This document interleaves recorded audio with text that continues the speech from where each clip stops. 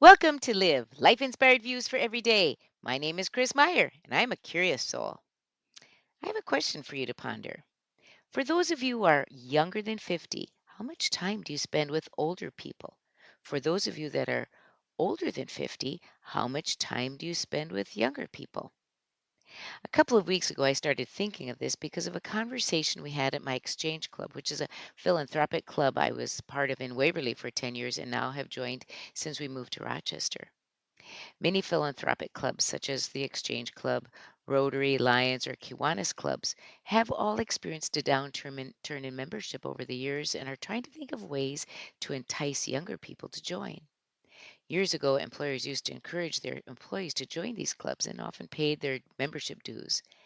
The clubs all have a purpose. For example, the Exchange clubs support the prevention of child abuse. Each club has a different focus. But the thing that really has been wonderful for me is the opportunity to spend meaningful time in conversation with people of different age groups. That variety is so important for us to learn from as younger people and to share life's wisdom as older people. Both ways enrich lives. When I was growing up, many churches had ladies' aids or circles that allowed women to gather. I joined them when our kids were young and always felt a sense of being taken care of by these older, more experienced women and mothers. It was comforting. And my husband found the same kind of thing with age diversity in his fishing buddies or golfing groups. Our children weren't too old when we decided to start a 500 club. It's a card club. I remember we often had Charlotte and her sister Ruth substitute. Soon, Charlotte, Ruth, and my husband Donnie and I would get together as a foursome to play as well. They were 40 to 45 years older than we were. We would play cards after the kids were sleeping, and at their age of 40 plus years ago, Charlotte and Ruth must have felt like I feel now at my current age. They didn't seem to worry about things, especially when it came to raising kids perfectly, keeping a perfect house, being the best cook. They were so accepting of the ups and downs of life. It was comforting and encouraging just to be with them. It was like being cloaked in a spirit of gentle wisdom that assured us that we were doing okay or that there was wisdom to lean into when we didn't know what to do. Today, with all the after school activities, it is hard to find time for younger people to be with older people and the older people to be with younger people. But I think it is so important for the enrichment of life. As a school principal, most of my staff were considerably younger than me. But I loved listening to them, assuring them and problem solving together about life, parenting, career decisions.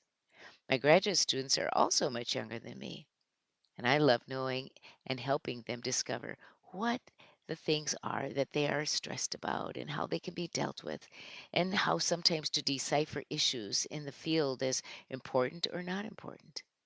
This knowing comes simply from living, from learning from mistakes, from learning from elders in my world who have gone before me. I still love being with people older than me. I turned 69 years old today. There is still much for me to learn, so much wisdom to gain from those seasoned lives. I love the story of Kevin Carroll's grandma, who he wrote a book about called The Rules of the Red Rubber Ball. Kevin grew up in a troubled home and eventually went to live with his grandma. He felt lost until one day he discovered what he called the red rubber ball. It opened his world. It fueled his dream. The playground became his sanctuary where he said, my worries, shame, and low self esteem disappeared. He loved whatever sport he played, and from that he felt alive, powerful, loved, and wanted.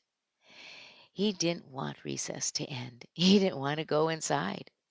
In class, he would daydream about becoming a professional ball player.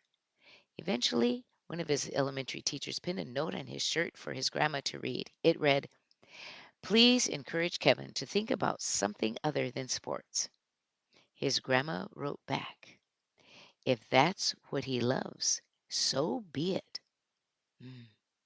From that moment, he felt free to pursue his joy. He has gone on to survive his troubled life and established a life of helping others discover their purpose, their joy.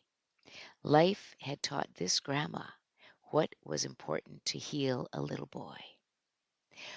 But what do these sages in our lives get from being with those younger people than they? They get inspired by plugging into the spirit and energy that youthfulness transmits.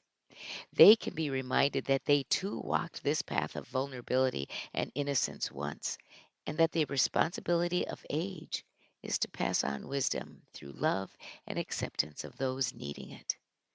Both the young and the elder become wiser, learn ways to live meaningful lives as we interact in this journey. This week, on your bathroom mirror, write, I will try to engage in a club or a group of different ages to enrich my life even more. Join me next Monday for Live Life Inspired Views for Every Day. I'm Chris Meyer, and I'm a curious soul.